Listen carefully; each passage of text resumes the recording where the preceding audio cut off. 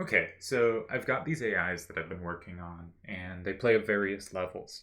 But I've been thinking of them in terms of having them as interesting opponents for people to play against, and interesting opponents for me and potentially others to practice against and train and try out ideas and see how they work, and maybe learn how things work against different styles of opponents, because I have a fair number of different styles.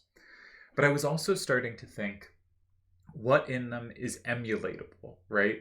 If and obviously our goal should not be to play just like an AI, but if a player was clearly weaker than a specific AI I have, could they move towards doing the things the AI does, and would that improve them? And I was thinking about which would be the easiest of my AIs to emulate, and that is quite good. And I thought it would be what I call the Strong Profit AI, but you may have played it as Edgar. I played 15 games against the triple triad field as Edgar. It won 6 games, tied 6 games, and lost 3 for an overall win rate of 60%, including ties, or 66.6 repeating if we do not include ties, which is quite a nice record. Wins against Steve, against Vialva, against Lewin, against Dalamar, against Yevon, a tie against Tezuka.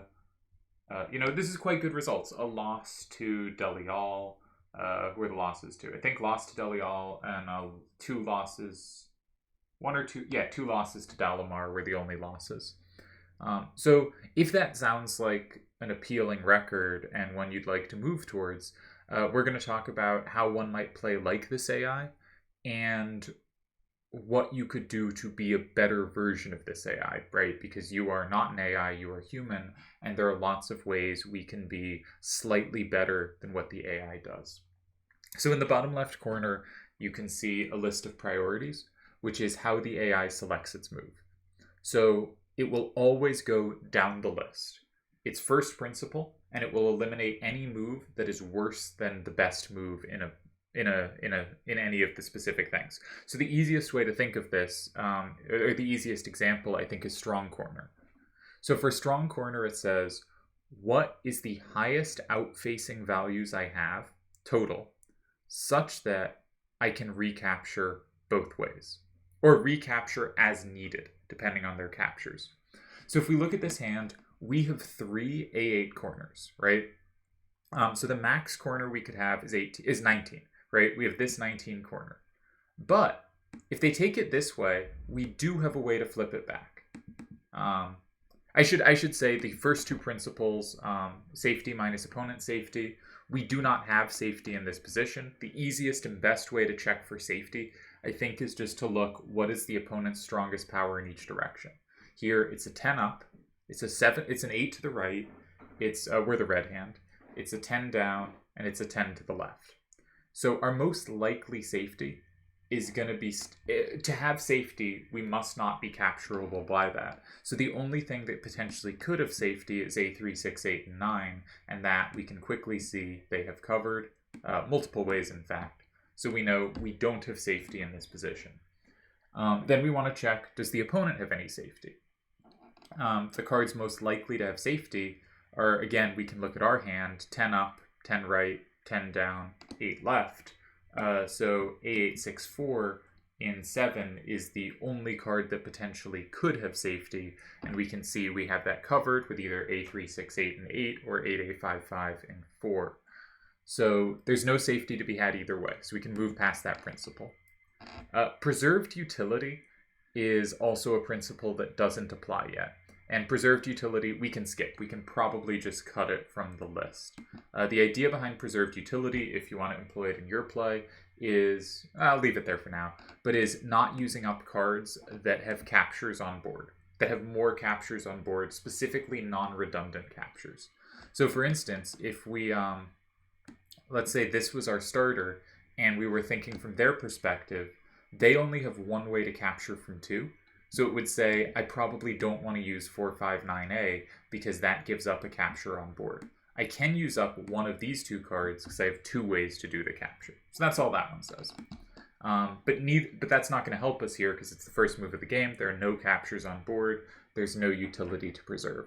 So we're on to number 3, strong corner. The strongest corner that we can guarantee to have flipped back to us after the next turn. So we can just go down the numbers. 10 plus 9 is 19. This is our strongest corner. They can take it, and we can combo back. So we know against that move, we have the combo back, so this would apply. But they can take it another way, and we in fact have no way to flip the card back to us on our next turn. So we can rule out this corner. We ruled out the 19 corner. We can now look at 18 corners. So we have here, that's 1. Here is 2. Here is 3.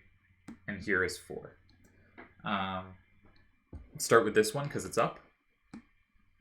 This one, if they capture this way, we can flip back. If they capture this way, we can flip back. So this one seems doable.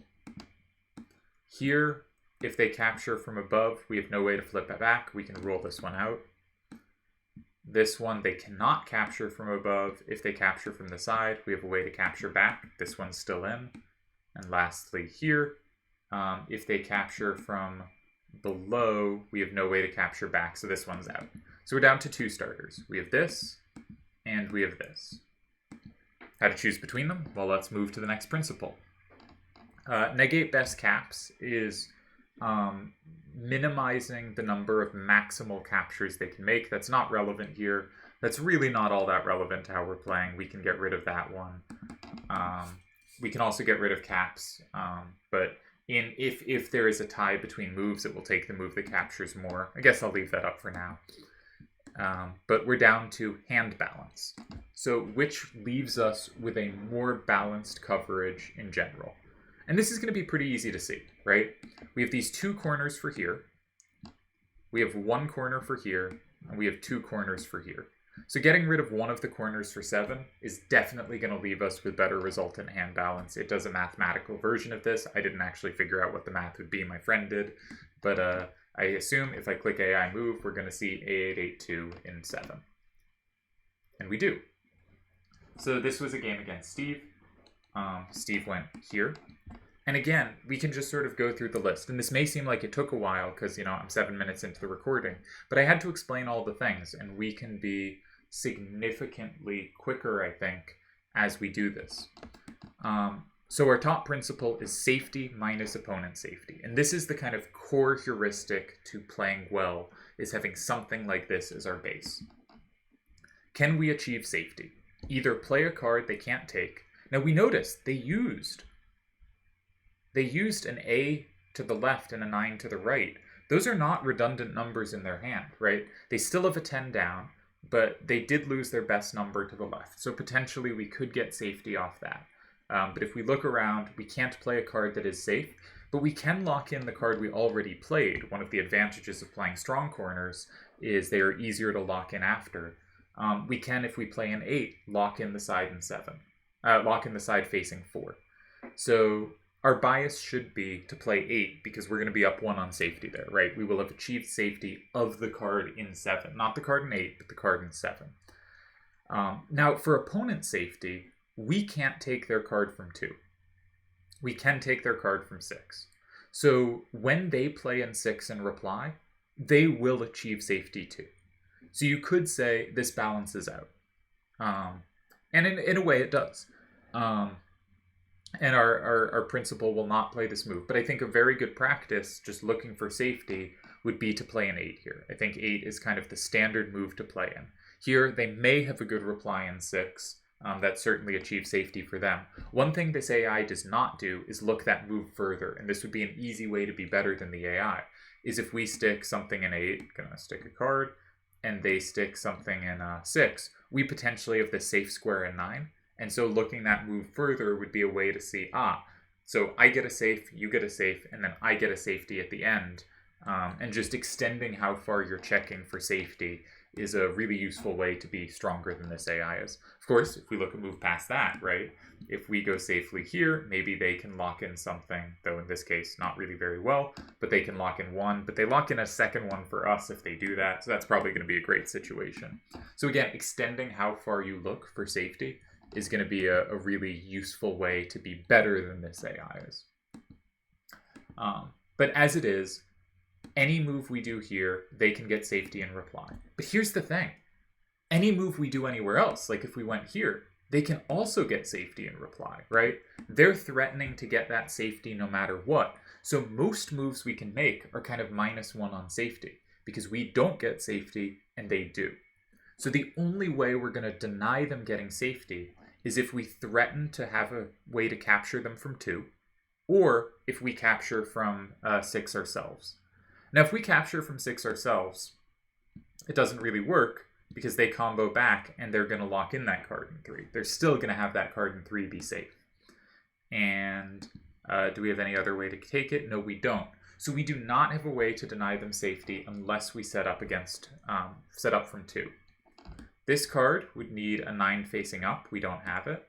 This card would need a 10 facing up. We do have that. We'll come back to that. This would need a 7 facing up. We don't have it. Or a 5 facing left. We don't have it.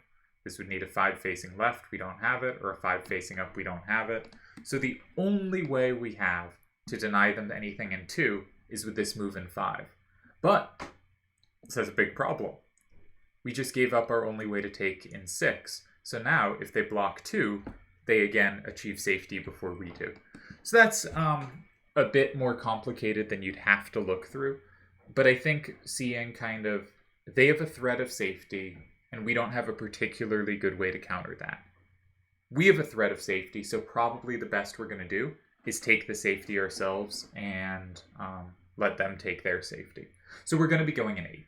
And based on a kind of safety minus opponent safety principle, 8 is pretty clearly our square, and in analogous positions, usually the best move is going to be an 8. Preserved utility. We want to not use up cards that have threats on their cards. This card is our only card with a threat, so we're probably not sticking this in 8. Next one, strong corner. We still like playing strong corners. We want to challenge them. The strongest corner, and again, we're only looking at 8 now. We've ruled out moves that aren't an 8. So the strongest corner, given we're playing an 8, is of course this. Can we recapture it if needed? Well, they only have 1 capture, and we can recapture if needed. Now, again, you might look a move further, see they combo back, and see various complications from that. If they did do this, we might not take the recapture in 2. We might set up somewhere else. But the idea is we know we can recapture this if needed, and that's going to be enough to play a strong corner. Again, if you extend it further, you could say, okay, I do think my combo back here, they combo back and reply. One of 2 ways, right? Because they could also, well, this doesn't combo back, so they'd really need to combo back at 6. But you could see that and say, okay, I don't like this strong corner. Let's just go to the next highest number, and the next highest number would be 13. And we'd realize we definitely can't take that back if they take it from 9. So we go to the next highest corner, which is 12. Still can't take that back from 9.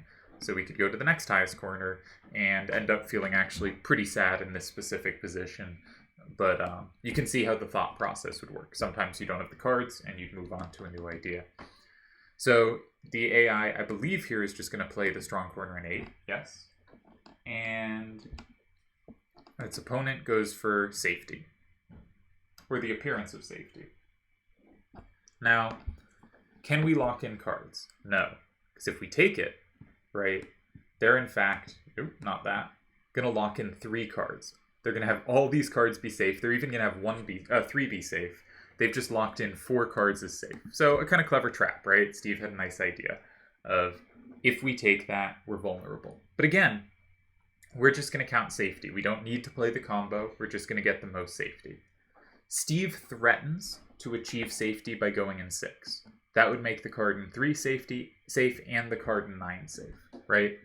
So, but if we go in 6, we can't do anything about that. Our only capture of 9, as we just saw, is a huge problem that gives up a ton of safety and doesn't achieve any. Our only move in 6, our other move in 6 with the capture has the same problem.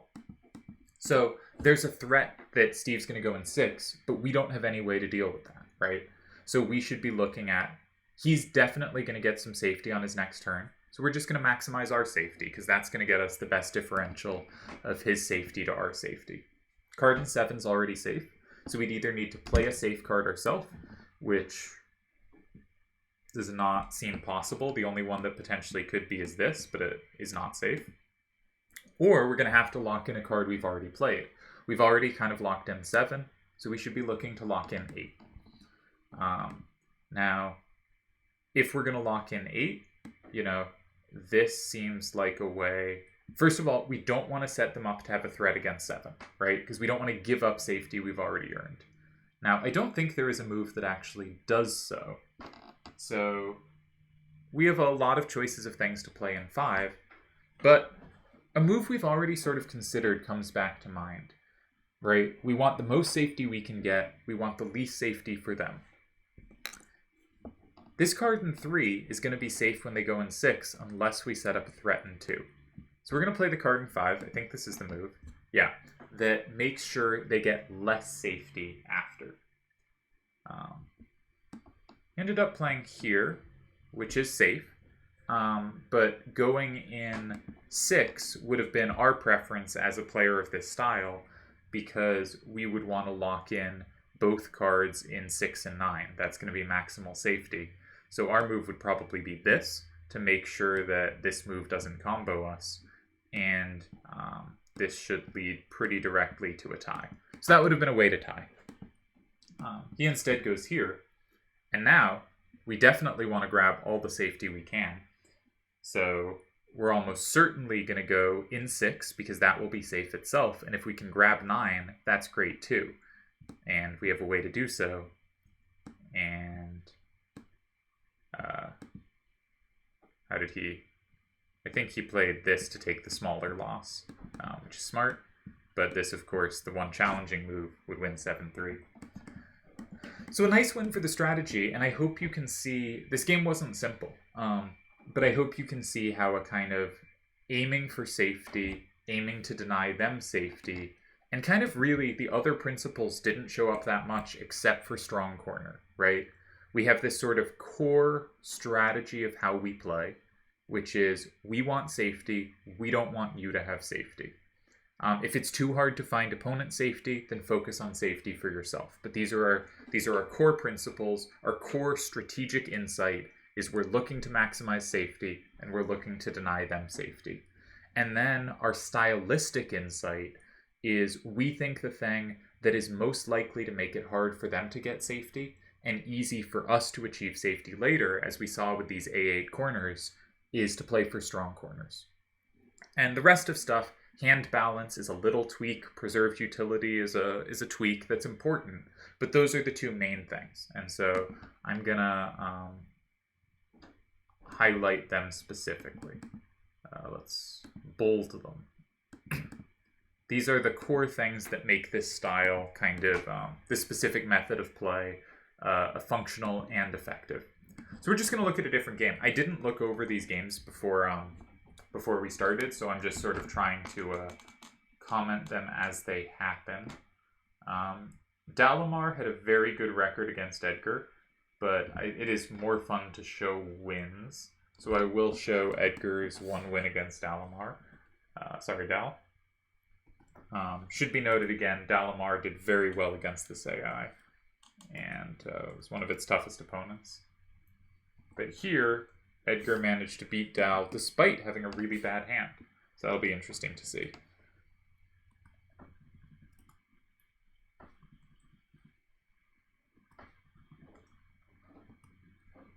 Just putting in the hand. And we'll boot up. Make sure everything's working.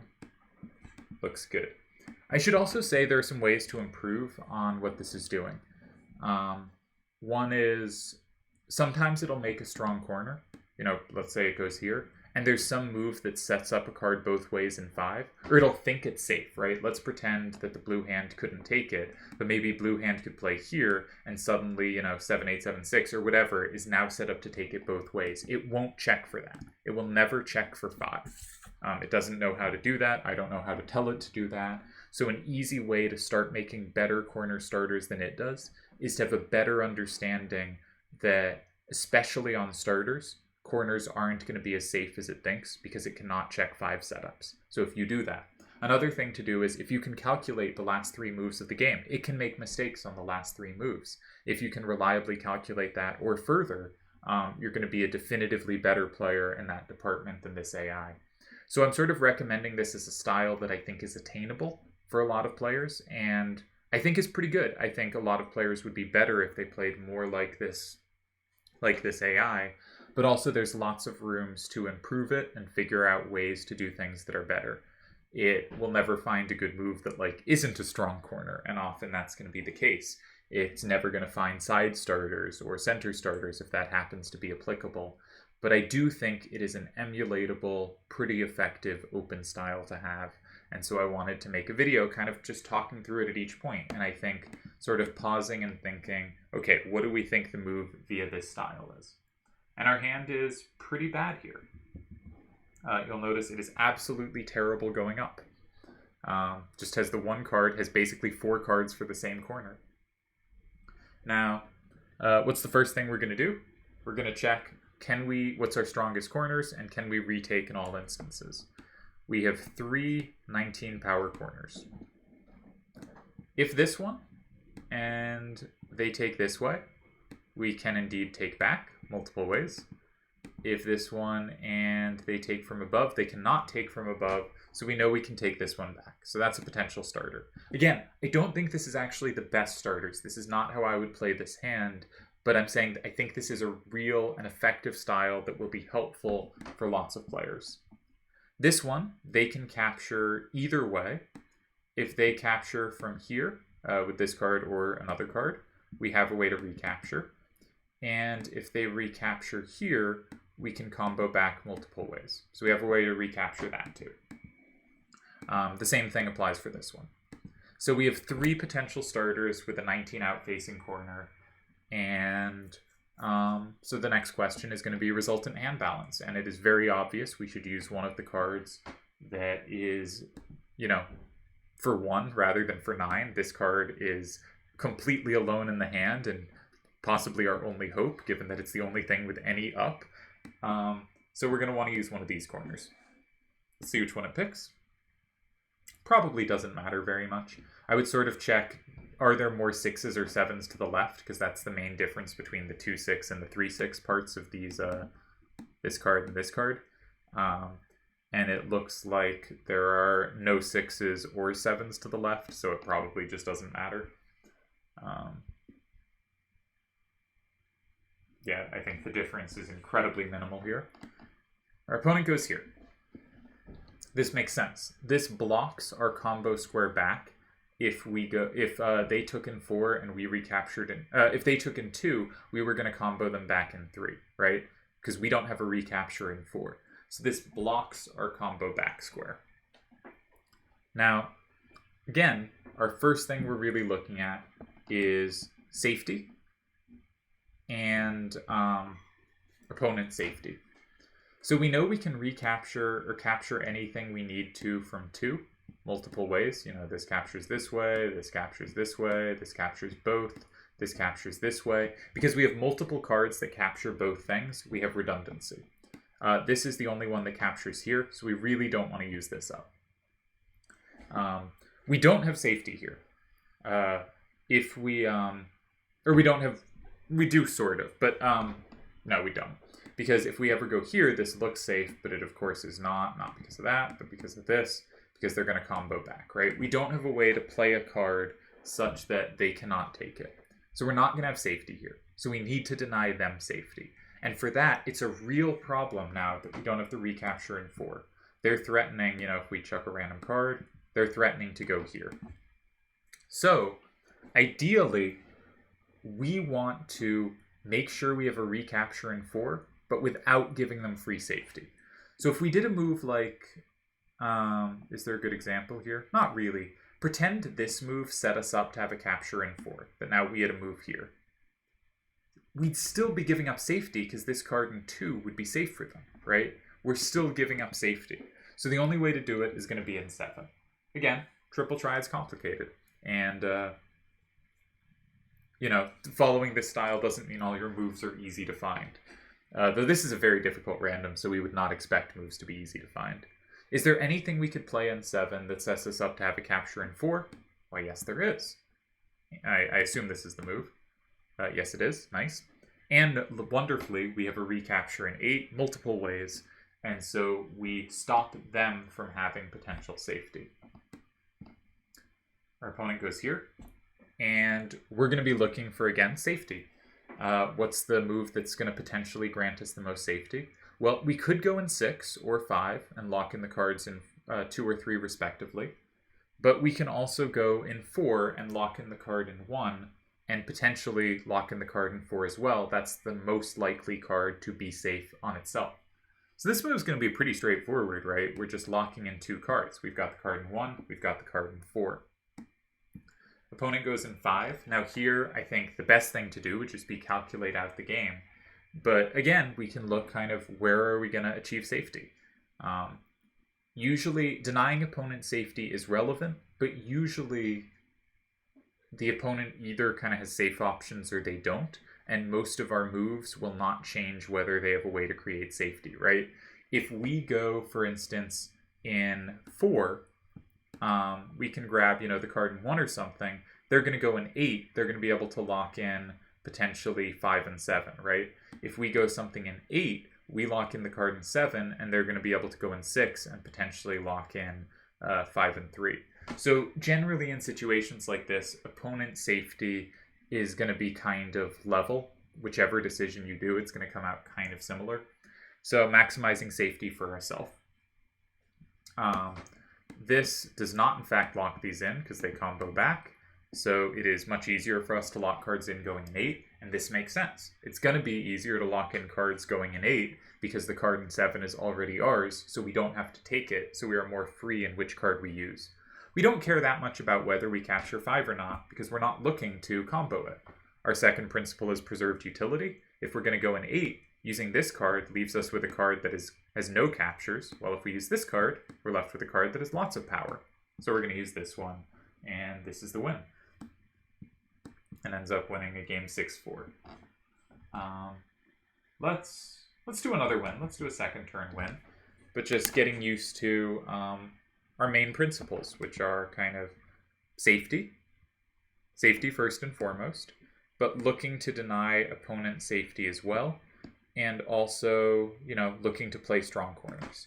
And you can certainly augment this style. I think trying weak corners is viable. I don't think it's near as good. But I do think there's a potential really good strategy of strong corners on exactly first turn. But in every turn after that in the game, switching the strong corner principle to a weak corner principle, I think is fairly viable. Of course, you can also actually look at the position in more detailed ways and not just look at what's the highest outfacing total, but something like what is the card they have the most trouble actually taking, right? Because one corner might have 19 total value and another corner might have 17, but the 17 might be a side of the board that they have a lot less power facing.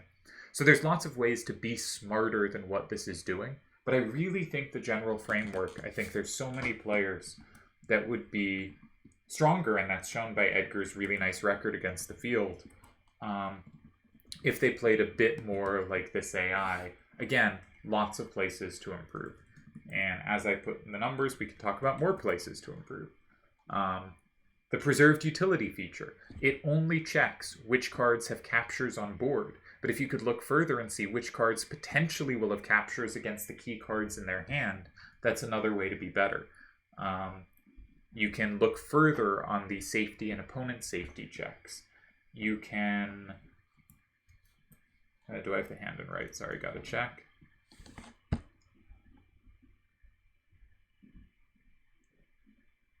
You can look further on stuff like that.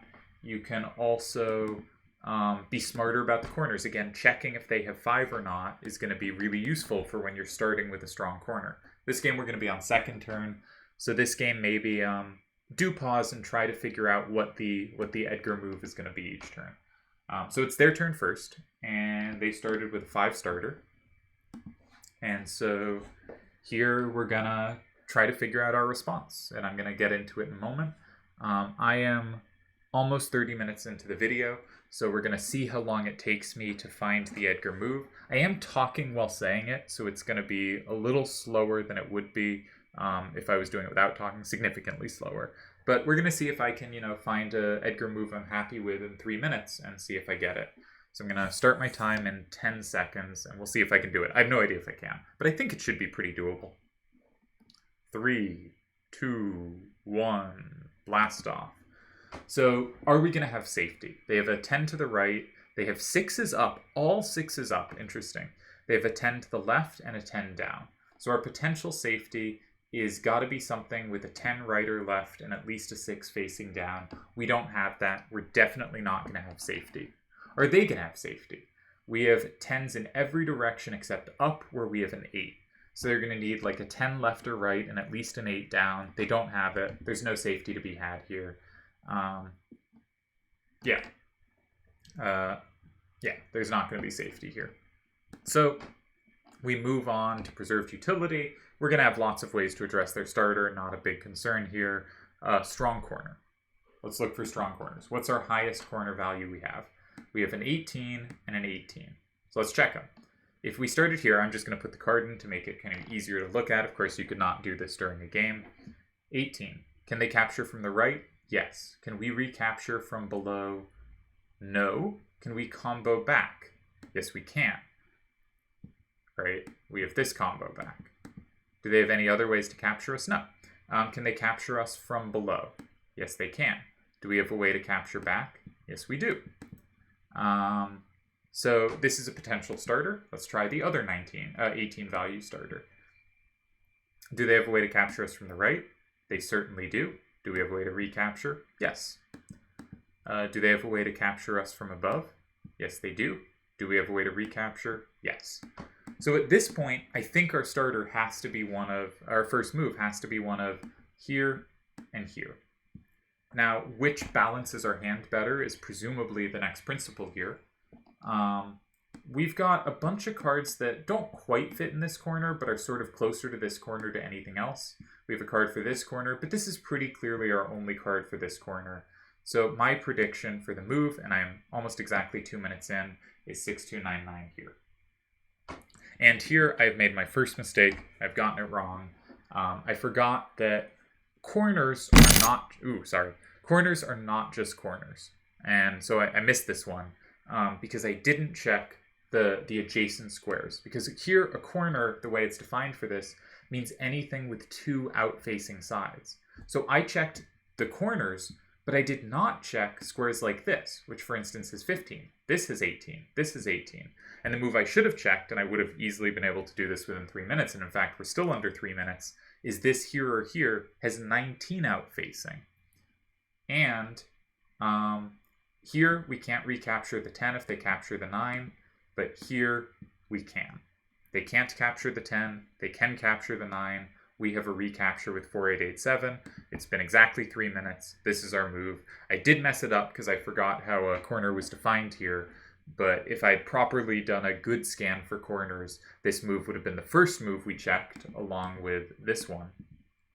But note, this, because it combos, is much less likely to be safe. I think this is kind of a common mistake beginners make, is they're so excited to flip and combo, they in fact make their cards a lot more vulnerable.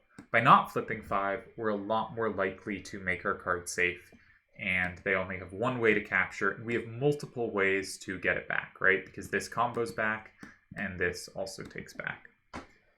So this is going to be our move in 8, and I think it is a good move. So hopefully you found that, but you probably didn't, because I didn't define corners in a useful way. So I would expect if you paused and thought about it, you ended up with one of these moves. I think this one being the one slightly more preferable to this style, but I'm not sure it's actually the better move. It's just kind of following our game plan. Again, lots of ways to improve on this, but I think it is clear that this is probably a little stronger than the average open player is right now, or around the same strength as the average open player. And that means about half the field is going to be about this strong or weaker, and might improve by trying to play like this AI, which I think is a good player. Or even if you think you are better than that or similar to that level, thinking a little more like it, taking the better ends of this and throwing away the weaker parts might be a way to get stronger. So our opponent here, who is Yevon, goes in 1, not 3. And it's our move again. So in 10 seconds, just so it's on an even minute on my recording counter, we'll start seeing if we can find our move. This will be a more complicated position, but hopefully we can find something. And we should have been thinking during their turn. All right, so we're starting. Now, we know they can't take back our card from 7. So blocking 9 is going to lock in safety for us for sure. And so that's just going to be safety we achieve. Are they threatening safety? Yes. If they block 4, they will have a safe card in 1. Now, we could either set up to have a way to capture 1, or we could go in for ourselves. But going in for ourselves is going to give them so much safety because they get 7 for free. And so there's no way that's going to be positive for us on safety. Setting up to make sure we have a capture on 1 from 2 is also going to necessarily give up a lot of safety, because anytime they just block the in-between square, they're getting safe there. We don't have a way to combo it. So any of those moves, they're going to have a way to achieve 1 safety. That's okay. And also, this is something this AI doesn't check for, but if they go 4 to lock in the card in 1, we get 7 for free, so that's not so bad. So really, we should be looking at our own safety. We have a couple ways to achieve it. This is one, and anything in 9 is another. So what's our next principle? We want to preserve utility. We want to keep captures. At 9, we'd have a lot of freedom of which way to do it. This card, we would use up our only card. This card specifically, we would have to use in 2. But all of its captures are redundant, right? We have other ways to capture the card in 1. We have other ways to capture the card in 5. So not super necessary to hold on to it. But about strong corner, we're not playing any corners here. We're not going to play a 2 out-facing number. You could certainly add in a principle of have the highest single out-facing, but that's not part of the AI I built here.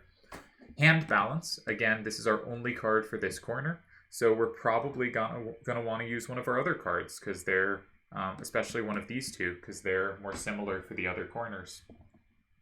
I suspect it's going to lead us here. This is a little harder for them to take. It has down power. The hand is probably best going down.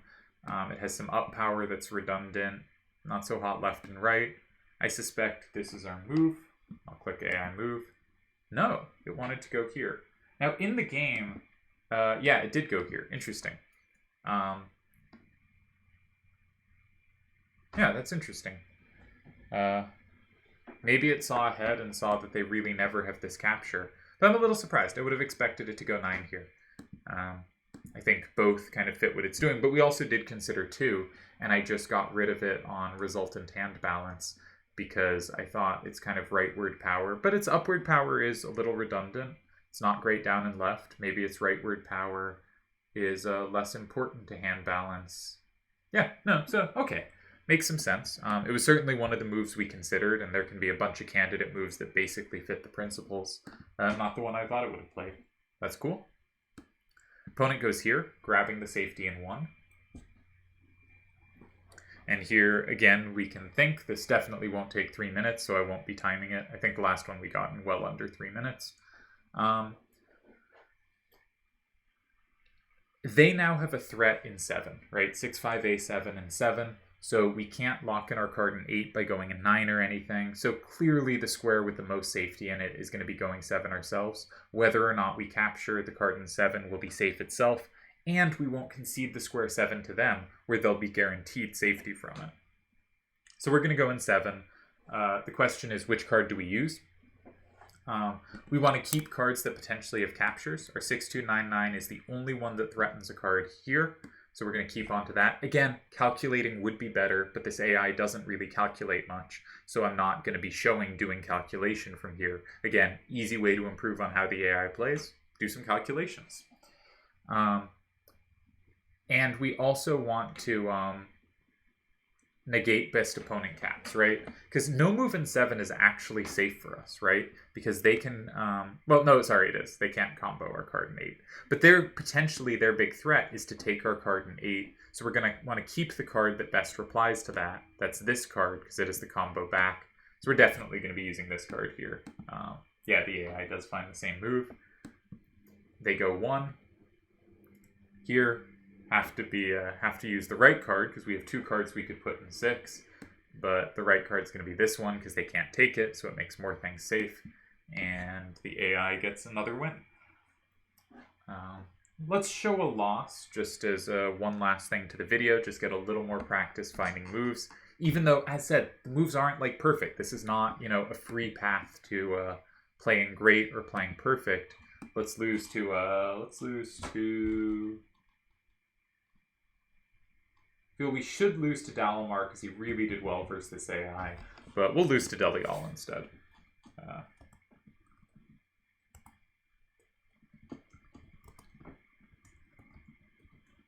Delial won with a hand that was absolutely terrible going up, so that might be interesting to see.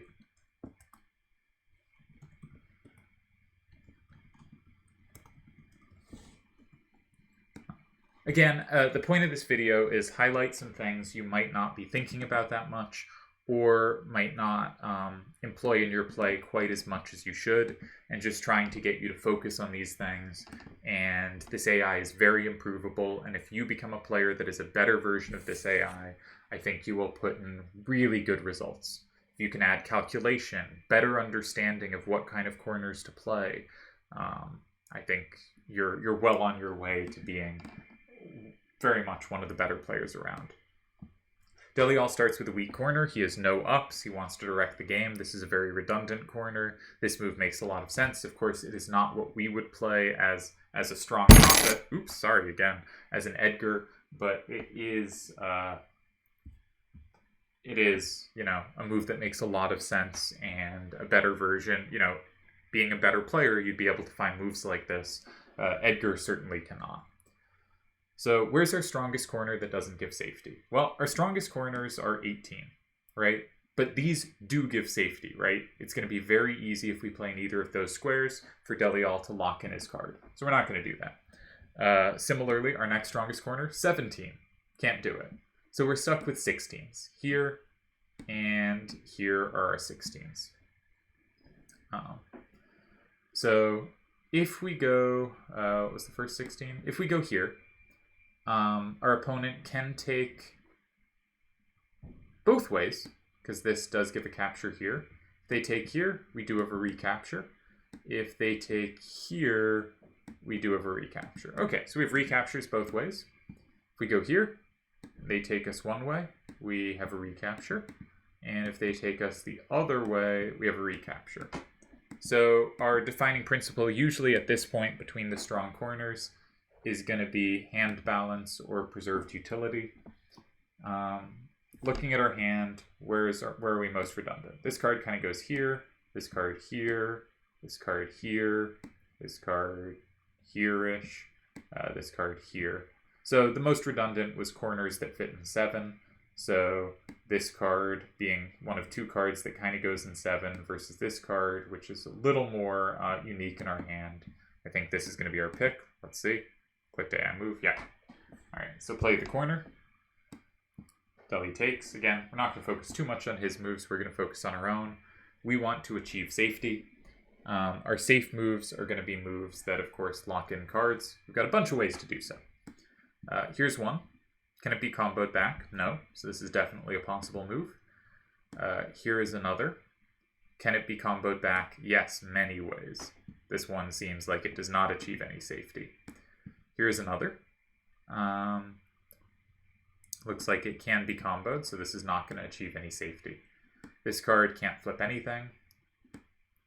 This card here can be comboed back, so not going to achieve safety. Again, we're not doing deep looks. Just quick ones are going to be sufficient for what this AI is doing. This can be comboed back, and this doesn't have a capture. Lastly, this can't capture. If it goes here, it does give up a combo back. And if it goes here, it does not give up a combo back. So we're down to 2 moves. Here and here are the 2 moves that give safety. Which, our first principle of tie breaks is preserved utility. Which of these 2 cards has more captures? It is obvious this is our bigger potential capturer, being able to capture all 3. It is the most power facing the direction of the game. So we're going to go with this one.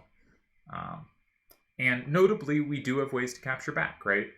That should be another thing to check, because we should also be looking at kind of strong corners and that's making sure if they take the 1, we have a way to recapture in 5, and we do with 8-4, 8-4.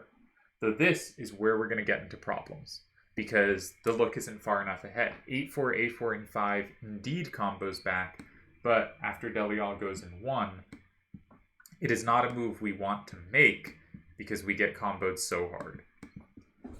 So here's where it starts getting in trouble. Here's where it didn't look far enough ahead. It checked if 4 was safe in the sense that we could combo back the card in 4, right?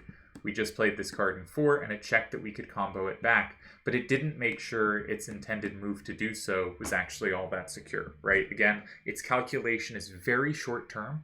It is very much based on quick heuristics about the position and is very minimal calculating ability.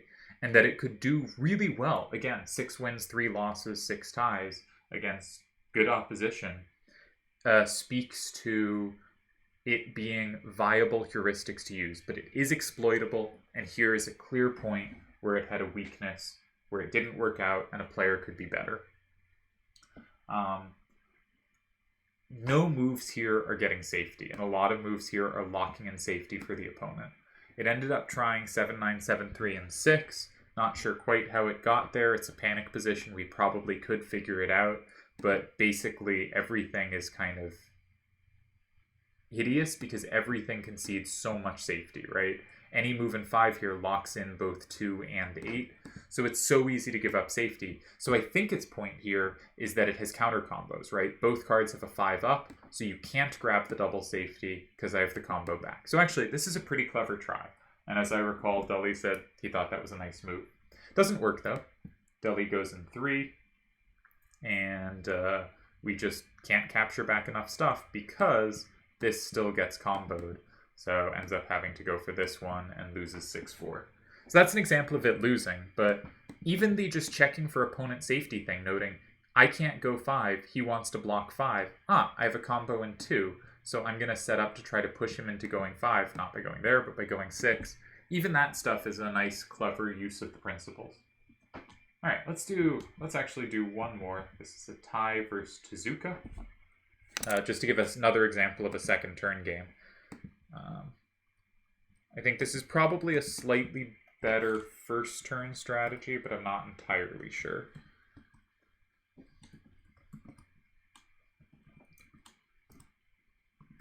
And I'm mostly doing this as a kind of not very exact guide for players that are not the best open players yet and would like to have some things to focus on to improve their game. Or at least try out. All right, so Tezuka's going to go first. Tezuka's going to go in 1.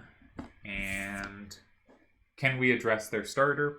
No, that starter is completely safe to us. So it's going to be, they're already ahead on safety. If we can set up in 5, we could take that safety away from them. Can we set up in 5? This card's never going to be able to be set up in 2 from 5. This card would need a 7 facing up. We have one of those, but that 3 doesn't help. Ooh, that 3 does help us. All right, 7-9, 7-3, and 5 is a potential move. That's a move to consider because this takes away the safety of their card, right? Specifically, 1-8, 9-8 kind of dominates their starter after that. That could be a really strong move. Sorry, I took away their starter. This card needs a 4 facing up. We do have that. Does the 7 help us? No, nothing can take in 4. This card needs an 8 facing up. We don't have it. This card needs a 7 or 9 facing up. As we saw, we do have that, and that sets us up multiple ways. So this is going to be the only move that doesn't give them safety. What about safety for us? They have a 10 down, a 10 left, 8 up, and 8 right. So any kind of 8-8-ish corner on the right side of the board could potentially be safe. Here is a move that could be safe, but it happens not to be in this circumstance. So I don't think we have any safe moves. Interestingly, yeah, it's going to play in 9. I'm surprised it doesn't play in 5 here.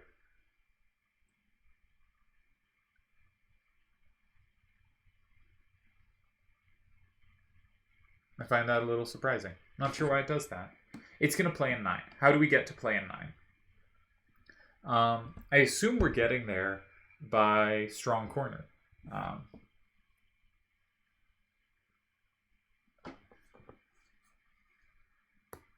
So maybe after this, they have some move that is safe. That's curious to me, though. I really would have expected them to go there. Okay, but if we rule out going in 5, what's our strongest corners? We have some 18 corners. This one we can certainly take back from 4. We cannot take back from 8. They can take from 4, so that's not safe. This one we cannot take back from 8. They can take from 4. Again, not safe. That rules out the 18 corners. What about the 17 corners? Here's our only 17 corner that doesn't help lock them in, and as established, they can take it, we can take it back that way. Can they take it the other way? So this looks like it could be a potentially good move, because they cannot take it from 2, so we do have recaptures. So really not sure how it ended up with this. Yeah, I don't know. But it does. If I click AI move, it plays A825 there. Not sure how it gets there. Sometimes it confuses me. Tezuka goes here. And where are we going to be able to find the most safety? Well, the most likely squares to have safety are 2 and 6. With high out facing, especially because upright is the direction Tezuka is weakest. So an 8 facing out from either of those directions would potentially be safe. So we have, I think, the option of here, here, or here.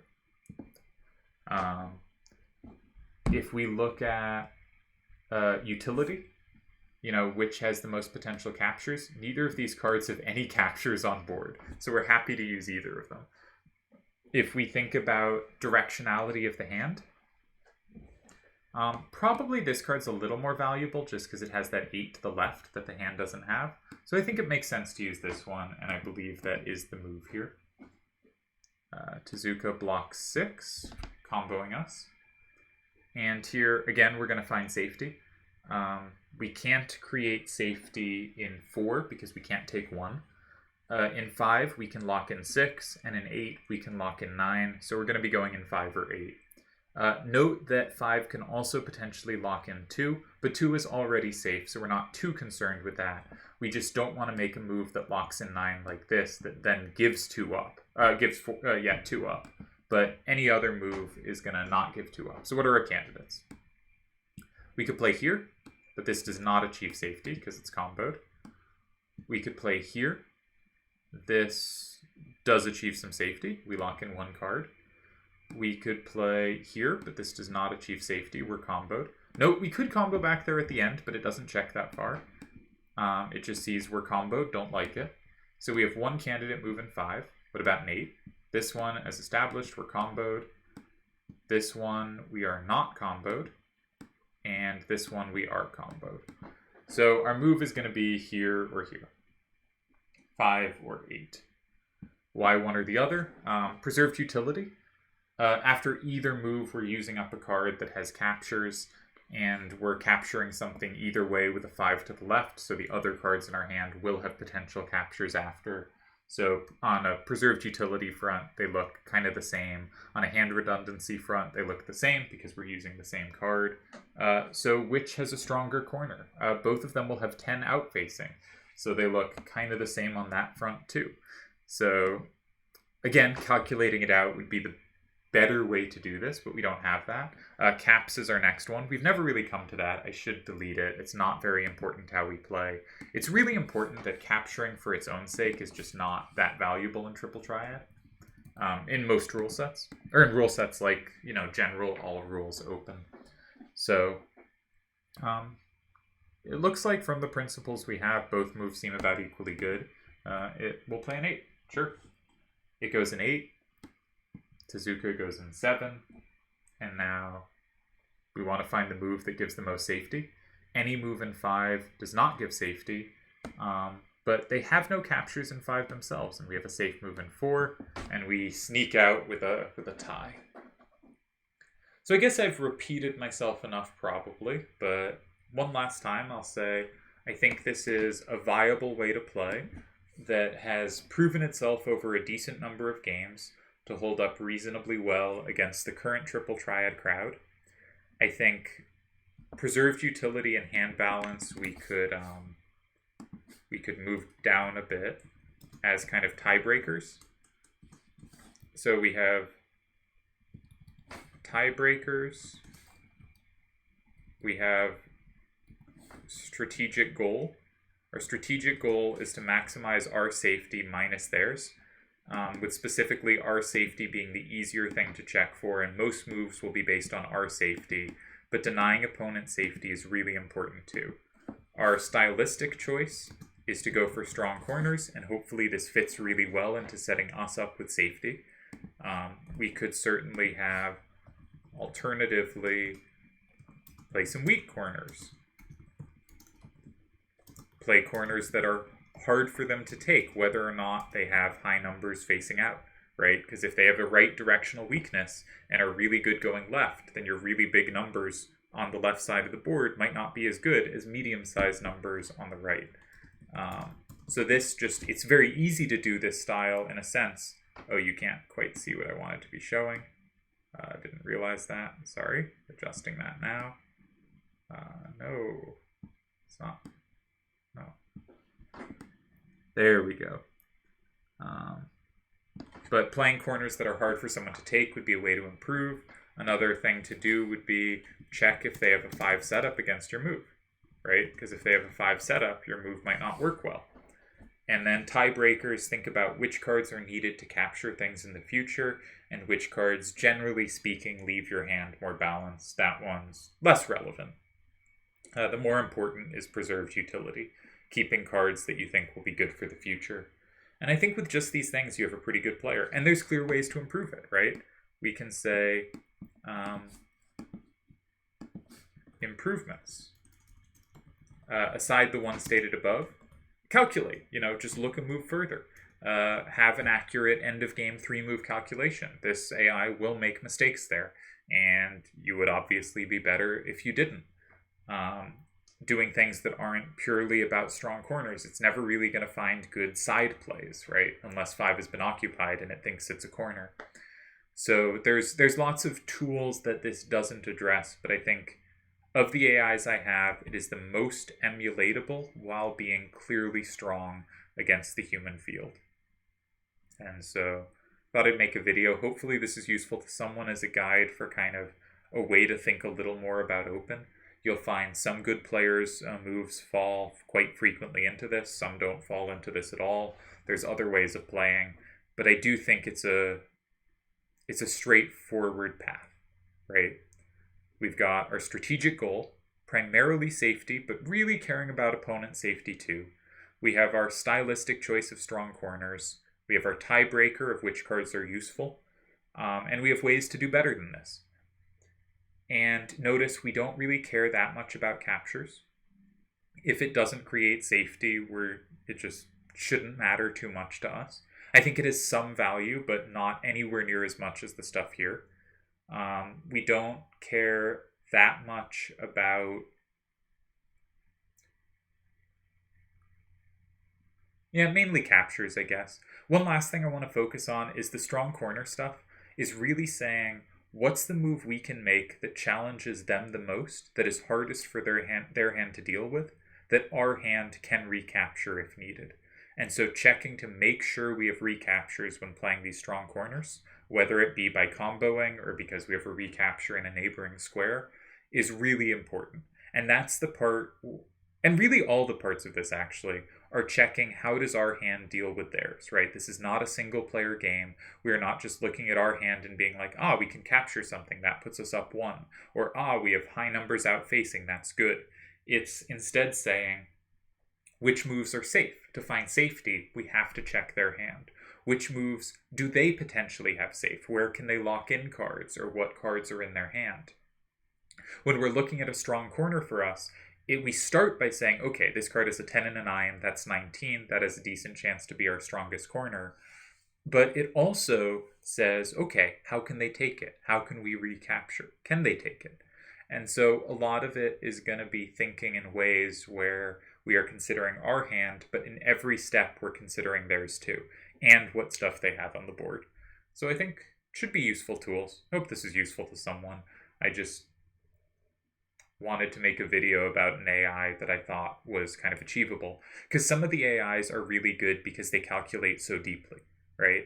And just none of us are going to be able to calculate as well as an AI. So saying, you should do what this AI does by just calculating perfectly. No, well, you can't do that. That's just not going to happen. That is not a useful tip for improvement.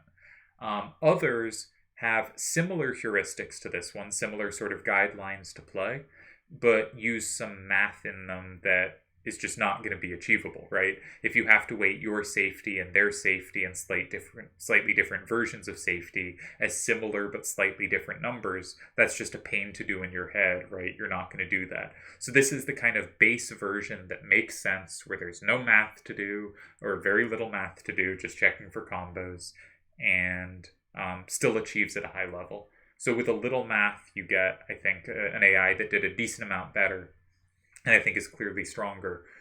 And there's, a bunch of tweaks you can make that improve this. But I thought as a general base of strategy, this is a really good one and can be used and would perform pretty well in our events. And I'm not saying win them. Like, I think this is nowhere near the best players, but it could get wins with the right random against the best players. And it certainly performs at least 50% against the field, I think. And not many players are performing at least 50% against the field. So that's to say, you play like this against Delial, well, you're going to lose a lot more than you win. But you play like this against everyone, and you do it well, you really get a feel for it. It's a good player. It's a good player. And unlike the AI that's locked into the strategy forever, you can find ways to improve it. And actually, one more thing is, I do think it's often you look at the position and you think about moves and sort of you go to the moves that pop out at you. And this kind of gives you a clear set of steps to think down. And that might lead for some players to faster play as well, right? Where can I potentially have safety? Well, I could lock a card in of mine, or I can check their overall directional strength and see if I might potentially have safety. I don't have any safety? Okay, let's move on. I'm going to play a strong corner. That leads to one other thing that's an important thing. It really undervalues places where you can play a card that has an out-facing value that the opponent can capture, but only one. It just kind of dismisses those spots and jumps immediately to going in corners. And a lot of times those are good moves. So that's another serious weakness it has. What was I saying before I got distracted? Yeah, that it gives you a path of moves, right? You've got your safety, and after safety you could jump to something like strong corners. And just, it's easy to know what's the first strong corner to check. It's the thing with the 10 and the 9, then the thing with the 10 and the 8, then the thing with the 2 9s, or, along with the thing with 2 9s, then the thing with 10 and 7, or 9 and 8, right? That's not difficult math. It's not going to take you forever to figure out which move to check next, and you can check them pretty quickly. And it's going to have some weaknesses, but it has some real strengths too. So I guess I'll end there. I've repeated myself a lot. I hope this is useful to someone. I do think it is. I'm probably going to practice playing Edgar against some people a little more, just to make sure that its results hold up before this video goes up. And I'll try to leave a note where the video has gone up, a little note under the video where it's, gives the description of how Edgar has done against the field at the time I put it up. But so far, Edgar looks good.